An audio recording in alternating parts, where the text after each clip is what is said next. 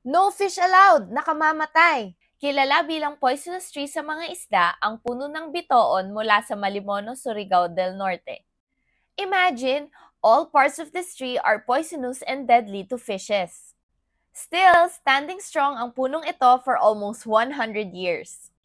At kahit poisonous ito sa mga isda, naging lifesaver naman to noong April 2021. Despite being swallowed by the ocean during Typhoon Odette, unbothered at nakatayo pa rin ang bitoon tree at naging anchor pa nga sa mga bangka at sea vessels.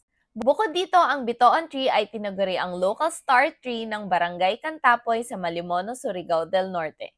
Like our trivia, follow us for more content. Aside from following our page, you can also be part of the Pamana Legacy. You can donate via our BPI or GCash account and you can have a seedling named after you. Read more below to learn more.